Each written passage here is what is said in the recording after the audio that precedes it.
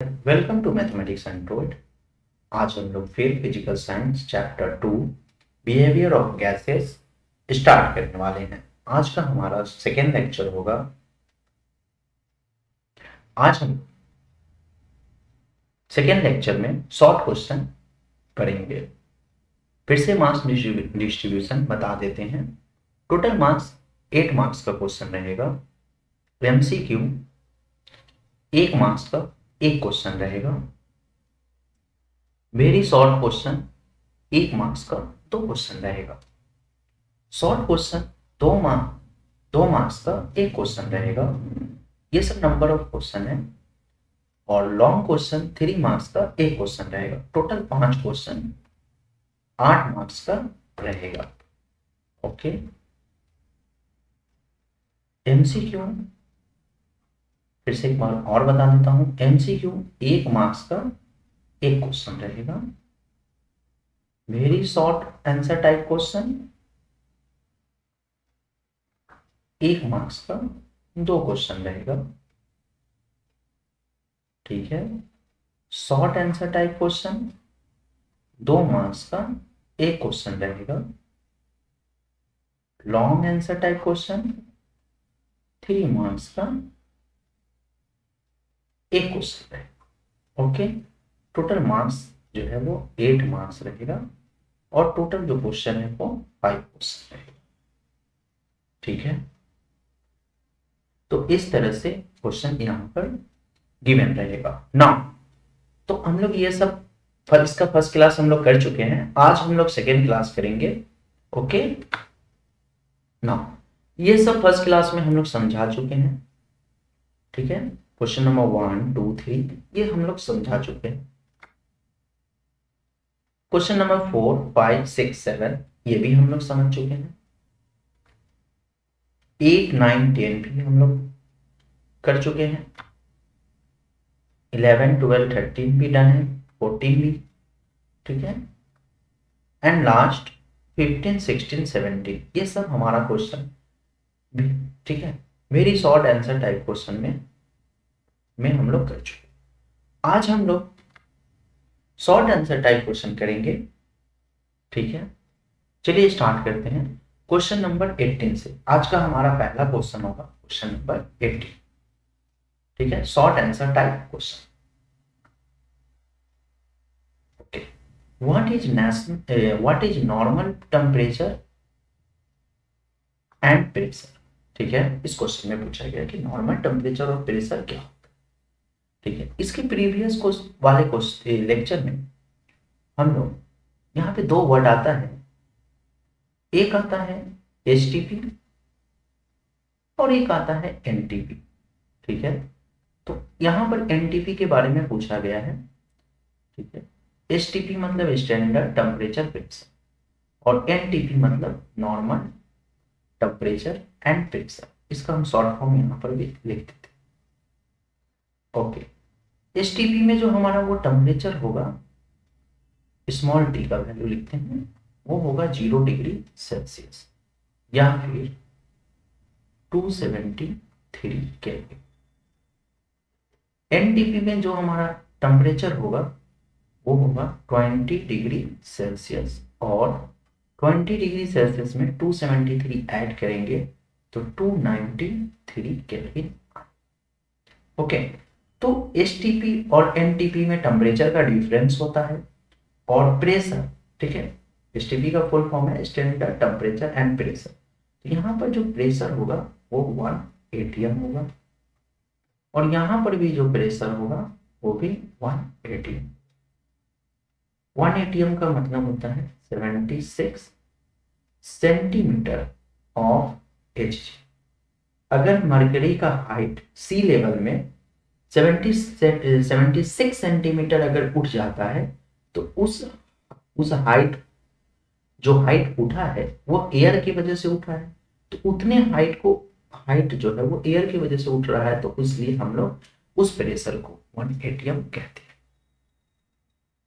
Okay. या फिर आप 76 सेंटीमीटर को देखिएगा बुक में ऐसे लिखा होगा 760 मिलीमीटर ऑफ एच। ओके। दोनों एक ही बात है। सेंटीमीटर वो 1 सेंटीमीटर जो होता है वो 10 मिलीमीटर के, ओके, इसलिए 76 सेंटीमीटर जो है वो 760 मिलीमीटर के बराबर। ओके, तो एनटीपी और एसटीपी में बस यही डिफरेंस है कि टेम्परेचर का डिफरेंस है, ठीक है, और इसका मतलब यही होता है, ठीक है। Now question number 90, why is Boyle's law not applied while a balloon is blown with air? Okay, इस क्वेश्चन में कहा गया है कि अगर कोई बैलून अगर हवा से अगर उसमें हम हवा भर रहे हैं और उसको बड़ा कर रहे हैं तो वो बॉयल्स लॉ क्यों नहीं फॉलो कर रहा है? दैट मीन्स वो बोलना चाह रहा है कि अगर आप किसी भी अगर गैस पे एयर अप्लाई कर रहे हैं तो उसका वॉल्यूम जो है वो डिक्रीज होता है। वॉल्यूम क्या होता है? अगर प्रेशर बढ़ाते हैं तो वॉल्यूम डिक्रीज होता है। लेकिन इस क्वेश्चन में कह रहे हैं कि अगर आप जैसे कि हम बैलून को फुलाते हैं तो वो इंक्रीज क्यों होता है? अगर हम उसमें एयर अप्लाई करते हैं तो वो बैलून इंक्रीज क्यों होता है? उसको तो और छोटा होना चाहिए था।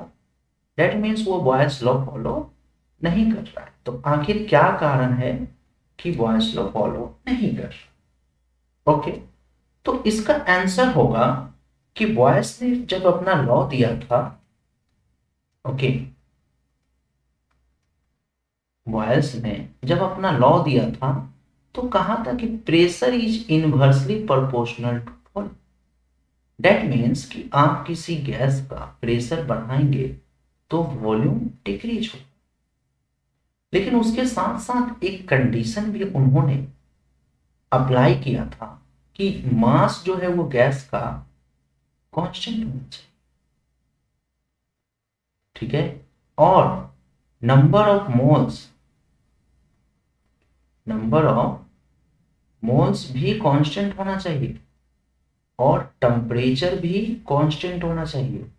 तो ये कंडीशन भी उन्होंने अप्लाई किया था। बॉयल्स लॉ में क्या होता है? गैस का मास कांस्टेंट है। गैस का मास सभी लॉ में कांस्टेंट है, ओके, बट यहाँ पे हम लोग बॉयल्स लॉ का डिस्कस कर रहे हैं। तो देखिए, बॉयल्स लॉ में गैस का मास कांस्टेंट है, नंबर ऑफ मोल्स कांस्टेंट होना चाहिए और टेम्परेचर कांस्टेंट होना चाहिए, ठीक है। मतलब बोलने का मतलब है कि अगर आप मान लीजिए कि 10 ग्राम गैस का मास है, ठीक है, अगर 10 ग्राम गैस का मास है तो 10 ग्राम पे एक्सपेरिमेंट कर रहे हैं तो 10 ग्राम ही होना चाहिए, ठीक है। तो ये बैलून देखिए, तो इस पे अगर आप प्रेशर इंक्रीज हो रहा है तो इसका वॉल्यूम डिक्रीज हो रहा है, ठीक है। आप अगर किसी चीज को दबाते हैं जिसके अंदर गैस है तो अब जरूर वो डिक्रीज होगा।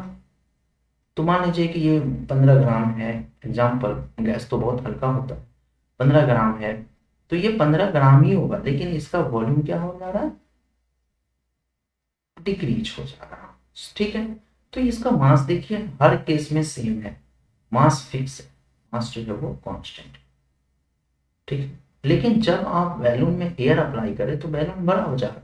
मान लीजिए आप जिस कंडीशन में अप्लाई किए वो 5 ग्राम का था, लेकिन अप्लाई करने के बाद तो देख रहे हैं कि 7 ग्राम हो गया, तो मास यहाँ पे कांस्टेंट नहीं है। तो मास कांस्टेंट नहीं होने की वजह से जो बैलून को आप ब्लो करते हैं वो बॉयल्स लॉ फॉलो नहीं करता है, ओके। तो in Boyle's law temperature and mass should be kept constant, okay. हम पढ़ देते हैं, with every blow there is increment of mass of the air inside the balloon. So while a balloon is blown with air, the mass is not constant. Therefore, Boyle's law is not applicable in this case. Okay, clear? Now, हम लोग आगे बढ़ते हैं। Question number 20, state Boyle's law. Okay, Boyle's law कहता है कि कोई भी आप गैस ले लीजिए, ठीक है, अगर गैस ले लीजिए, किसी कंटेनर में गैस रखा हुआ है जिसको आप प्रेस कर सकते हैं, ठीक है, प्रेस कर सकते हैं, ठीक है, प्रेस कर सकते हैं, और इसका इनिशियल वॉल्यूम, अगर इसका वॉल्यूम भी है, ठीक है, भी है, और इस पे आप अप्लाई कर रहे हैं, बट इसका क्या क्या कांस्टेंट है, मास कांस्टेंट है, नंबर ऑफ मोल्स कांस्टेंट है, डेट मीन्स इसके अंदर जो मोल्स है वो कांस्टेंट होना चाहिए, नंबर ऑफ मोल्स कांस्टेंट होना चाहिए, और टेम्परेचर हम बाहर से कोई अप्लाई नहीं करेंगे, डेट मीन्स टेम्परेचर भी कांस्टेंट होना चाहिए। तो सिर्फ आप प्रेशर अप्लाई कर रहे हैं तो देख रहे हैं कि ये जो गैस का वॉल्यूम है वो क्या हो जा रहा है, डिक्रीज हो जा रहा है, कम हो जा रहा है, ठीक है। तो इस डिफिनेशन को क्या लिखेंगे कि pressure is inversely proportional to, pressure किसके इनवर्सली प्रोपोर्शनल है, वॉल्यूम के at a constant temperature of a given mass of gas, ठीक है। कोई भी एक मास का आपको गैस दे देगा, 10 ग्राम का दे दे, 20 ग्राम का दे दे, 100 ग्राम का दे दे, जितना भी ग्राम का दे सकता है या केजी का दे सकता है, ठीक है। तो it state that volume of a given mass of a gas is inversely proportional to its pressure while temperature remain constant, ठीक है। तो यहाँ पे टेम्परेचर कांस्टेंट है, इसका मैथमेटिकल फॉर्मूला हो जाएगा P प्रोपोर्शनल टू 1/V। जब इनवर्सली होता है तो हम लोग V ना लिखकर 1/V लिखेंगे। इसका मतलब ये हो रहा है, इसका मतलब ये रफ में समझिए, इसका मतलब ये हो रहा है कि प्रेशर बढ़ रहा है तो वॉल्यूम डिक्रीज हो, ठीक है। इसलिए आप इसको इनवर्सली प्रोपोर्शनल लिखिएगा, और इसको अगर थोड़ा सा और भी सिंप्लीफाई कीजिएगा तो एक कांस्टेंट भी आएगा, that implies PV equal to K. यहाँ पर मास कांस्टेंट है, mass T and number of moles small n R constant, ये सब कांस्टेंट है। अच्छा, पीवी इक्वल टू के का मतलब हो गया कि आप जितना बार प्रेशर अप्लाई कीजिए और जितना बार वॉल्यूम मिलेगा, आप दोनों का प्रोडक्ट जो है वो हर एक्सपेरिमेंट में सेम, ठीक है। जब भी कोई चीज इनवर्सली प्रोपोर्शनल होता है तो उस समय प्रोडक्ट जो होता है वो कांस्टेंट होता है। आपने जरूर क्लास 10 में वेरिएशन पढ़ा होगा, वेरिएशन में डायरेक्ट वेरिएशन और इनडायरेक्ट वेरिएशन देखा, ठीक है। जैसे कि एग्जांपल दे रहा हूं कि अगर किसी काम को करने में 4 आदमी 4 दिन में करते हैं तो 2 आदमी उस काम को 8 दिन में करेंगे, ठीक है। एक आदमी को उस काम को करने के लिए अकेला छोड़ देंगे तो वो 16 दिन में करेंगे। तो देखिए मैन जो है वो डिक्रीज हो रहा तो काम बढ़ जा, काम इस तरफ बढ़ रहा है। अब तो इसका मतलब ये कि दोनों का प्रोडक्ट सेम, हर बार 16, ठीक है। तो उसी तरह बॉयल्स लॉ में हर बार क्या आएगा, के आएगा। तो अगर आप मान लीजिए पहला प्रेशर अप्लाई किए, उस समय आपको एक वॉल्यूम मिला, उसका नाम दिए V1, मल्टीप्लाई किए तो जो एक वैल्यू आया उसका नाम दे दिए के। फिर आप सेकेंड बार में एक दूसरा प्रेशर अप्लाई किए, ठीक है। प्रेशर अब वो ज़्यादा भी हो सकता है फर्स्ट टाइम से और कम भी हो सकता है। तो सेकेंड टाइम आपको एक वॉल्यूम मिला V2 और उसको आप मल्टीप्लाई किए, उस तो देख रहे हैं कि पहली बार जितना आया था वैल्यू उतना ही आ रहा है, तो दोनों सेम होगा और उसको हम लोग हम लोग लिख सकते हैं कि P1 V1 का वैल्यू P2 V2 का वैल्यू P2 V2 के वैल्यू के बराबर होता है। तब जाकर वहां से आप एक क्वेश्चन यहाँ से इस फॉर्मूला से आप बॉयल्स लॉ का न्यूमेरिकल्स सॉल्व कर सकते हैं, ठीक है। न्यूमेरिकल सॉल्व कर सकते हैं और न्यूमेरिकल सॉल्व आराम से आप इस क्वेश्चन से कर सकते हैं, इस फॉर्मूला से कर सकते हैं। और इस फॉर्मूला से न्यूमेरिकल कब सॉल्व करेंगे, जब क्वेश्चन में लिखा रहेगा टेम्परेचर इक्वल टू कांस्टेंट। तो जिस क्वेश्चन में आपको मिलेगा टेम्परेचर इक्वल टू कांस्टेंट, तो आप समझ जाइए कि आपको इस फॉर्मूला से न्यूमेरिकल प्रॉब्लम को सॉल्व करना है। Okay, clear Boyle's law. Okay, अब हम लोग चार्ल्स लॉ करते हैं, ठीक है। वीडियो लंबा हो जाएगा, सिर्फ चार्ल्स लॉ करके हम लोग छोड़ देंगे। उसके बाद वाले लेक्चर में हम लोग आगे का 22 से स्टार्ट करेंगे। अभी सिर्फ हम चार्ल्स लॉ समझा देते हैं, आप लोगों को बॉयल्स लॉ समझ में आया होगा। ओके, आप लोग मेरे चैनल को लाइक कीजिए, सब्सक्राइब कीजिए और अपने फ्रेंड में शेयर करना ना भूलें। ओके, चलिए चार्ल्स लॉ क्या कहता है समझते हैं। चार्ल्स लॉ क्या कह रहा है, बॉयल्स लॉ आपको समझ में आया होगा। चार्ल्स लॉ कहता है कि थोड़ा डिफिनेशन पढ़ते हैं, उसके बाद मैं खुद से समझाता हूं। It state that the volume of a given mass is increase, बोल रहा है कि किसी गैस, चलिए गैस बनाते हैं, ओके, एक समझने के लिए, that is the ideal gas, ठीक है, जो कि है ही नहीं है, ठीक है, ये थ्योरेटिकल कॉन्सेप्ट है, सब बाद में जाकर सब रॉन्ग हो जाता है, सब रियल गैस में जब पढ़ते हैं तो इसी के बेस पे एक नया फॉर्मूला ट्राई करते हैं, ठीक है। चार्ल्स क्या कह चार्ल्स कह रहा है कि किसी भी गैस का volume given mass of a gas, okay, given mass of a gas increase होगा या फिर डिक्रीज होगा बाय 1/273 पार्ट, ओके, इसको कट कर देते हैं, part of the volume, volume मतलब इनिशियल वॉल्यूम का जो है वो 1/273 पार्ट बढ़ जाएगा एट 0 डिग्री सेंटीग्रेड, मतलब इनिशियल जो टेम्परेचर होना चाहिए वो मेरा जो रखा होना चाहिए गैस, वो 0 डिग्री पे रखा होना चाहिए, ठीक है, at 0 degree centigrade for every rise or fall of temperature. अगर 0 डिग्री पे है, आप टेम्परेचर अगर 0 से 1 डिग्री बढ़ा देंगे तो इसका वॉल्यूम जो है वो पूरे वॉल्यूम का 1/273 पार्ट बढ़ जाएगा। अगर 2 डिग्री, ठीक है, या फिर 1 डिग्री टेम्परेचर कम कर देंगे तो इसका वॉल्यूम पूरे वॉल्यूम का 1/273 पार्ट से कम हो जाएगा, ठीक है। अब आपको तो ये तो समझ में नहीं आया होगा कि हम कहना क्या चाह रहे हैं। देखिए, कहना क्या चाह रहे हैं उसको समझने के लिए, ठीक है, बॉयज ने क्या कहा, सिंपल भाषा में बॉयज ने कहा कि अगर आप गैस का टेम्परेचर 1 डिग्री बढ़ाइएगा तो 1/273 पार्ट वॉल्यूम इंक्रीज हो जाएगा, अगर 1 डिग्री कम कीजिएगा तो 1/273 पार्ट डिक्रीज हो जाएगा, ठीक है। वॉल्यूम, न्यू वॉल्यूम आपको मिलेगा जो फाइनल वॉल्यूम होगा, फाइनल वॉल्यूम क्या होगा, वो कम होकर मिलेगा टेम्परेचर कम होने से, और ज्यादा हो मिलेगा टेम्परेचर इंक्रीज होने से। ओके वेट, समझाते हैं, देखिए इसको समझते हैं। इस इस पूरे गैस का अगर हम गैस को 273 इक्वल पार्ट में अगर हम डिवाइड कर देते, कितने पार्ट में डिवाइड करते हैं, ठीक है, इस तरह से हम डिवाइड कर देते हैं, ठीक है, 273 इक्वल पार्ट, तो एक एक पार्ट का जो वैल्यू होगा, एक एक पार्ट का जो फ्रैक्शन, पार्ट का जो फ्रैक्शन क्या होगा, फ्रैक्शन होगा 1/273, एक पार्ट का फ्रैक्शन पार्ट, ठीक है, पूरा यहाँ पे अगर 273 पार्ट है, ठीक है, 273 पार्ट है तो एक पार्ट का जो वैल्यू होगा वो होगा 1/273, ओके।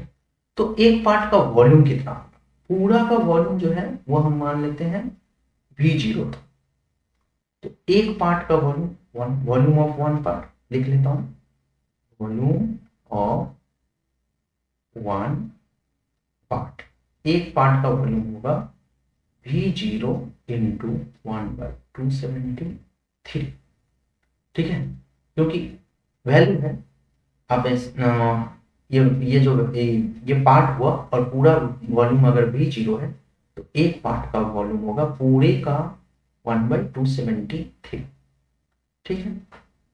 तो चार्ल्स कह रहा है कि अगर 1 डिग्री टेम्परेचर बढ़ाएंगे तो इसका 1/273 पार्ट बढ़ जाएगा, डेट मीन्स एक घर एक्स्ट्रा आ जाए, एक पार्ट बढ़ जाए। पहले यहाँ पे टोटल कितना पार्ट है, टोटल जो मेरा पार्ट था पहले, टोटल पार्ट वो था 273 पार्ट का, अब अगर 1 डिग्री आप बढ़ा देंगे तो आपको जो है वहां पे 273 प्लस 1 पार्ट दिखने को मिलेगा, डेट मीन्स एक घर आपका बढ़ जाएगा। तो एक घर का वैल्यू कितना है, कितना है, डेट मीन्स कितना वॉल्यूम ज्यादा दिखेगा, तो मेरा फाइनल वॉल्यूम कितना हो जाएगा 1 डिग्री बढ़ने पे, पहले मेरा था V0, ठीक है, मान लो यहाँ तक पूरा V0 था, अब एक घर और बढ़ गया, ठीक है, और इसका वैल्यू हो गया, इसका वैल्यू हो गया V0 इंटू 1/273, और यहाँ से यहाँ तक मेरा था V0, और अब ये जो पूरा आया है 1 डिग्री बढ़ने की वजह से, यहाँ से यहाँ नाम दे देता हूँ A B, A से B मेरा इनिशियल था और बढ़ा है B से C, ठीक है, B से C था, तो अब मेरा फाइनल वॉल्यूम कहाँ से कहाँ तक हो गया, A से C तक हो गया, ठीक है, तो फाइनल वॉल्यूम निकालना है, तो फाइनल वॉल्यूम कितना होगा, V0 प्लस P से C निकालना, P से C का वैल्यू V0 बाई 1/273। यहाँ से हम लोग कॉमन ले लेते हैं V0, तो मेरा बचेगा 1 प्लस 1/273। ठीक है, उसी तरह से अगर आप मान लीजिए 2 डिग्री सेंटीग्रेड टेम्परेचर इंक्रीज किया, ठीक है, तो मेरा एक फाइनल वॉल्यूम फिर से आएगा। 2 डिग्री बढ़ाने पे आपका 2 पार्ट बचा। चांस ने कहा कि 1 डिग्री बढ़ाने पे 1/273 बढ़ेगा, तो चांस ने ये उसी के हिसाब से 2 डिग्री बढ़ाने पर 2 पार्ट बढ़ेगा। ठीक है, तो 2 पार्ट बढ़ेगा, तो डेट मीन्स अब जो घर हो गया वो 275 हो गया। अब यहाँ डी दे देते हैं। अब मेरा जो गैस का वॉल्यूम हो गया A2D हो गया। तो वॉल्यूम होगा कितना, पहले था A2B V0, अभी हो गया है V0 इंटू 2/273। ठीक है, ज़्यादा बढ़ेगा, अब 2 पार्ट बढ़ गया है। अब यहाँ से कॉमन ले लीजिए, डेट मीन्स 1 प्लस 2/273। अगर इसी तरह से, ठीक है, यहाँ तक आपको समझ में आया। अगर इसी तरह से 3 डिग्री अगर आप बढ़ाते हैं, तो 3 डिग्री बढ़ाने के बाद आपका जो वॉल्यूम होगा वो होगा V0 प्लस V0 इंटू 3/273। ठीक है, यहाँ से फिर कॉमन लेना पड़ेगा। तो हम लोग एक जनरल मान लेते हैं कि सारे को सॉल्व करने के लिए हम लोग क्या कहते हैं, T डिग्री मान लेते हैं। तो T डिग्री कोई भी एक रैंडम टेम्परेचर होगा, तो उसको हम लोग मान लेते हैं। तो रैंडम टेम्परेचर की वजह से जो मेरा वॉल्यूम होगा V0 plus V0 into T/273। Okay, तो मेरा ये टेम्परेचर होगा। अब T डिग्री के लिए यहाँ पे लिखता हूँ, T डिग्री के लिए मेरा जो फाइनल वॉल्यूम होगा वो कितना आएगा, V0 कॉमन ले लेते हैं यहाँ से। ठीक है, यहाँ से V0 कॉमन लेते हैं, तो बचा कितना, 1 प्लस T/273। राइट, तो इस तरह से हम लोग फाइनल वॉल्यूम निकाल सकते हैं। देखिए बुक में आपका यही लिखा होगा और इसको आप आराम से एक्सप्लेन कर सकते हैं चार्ल्स लॉ को।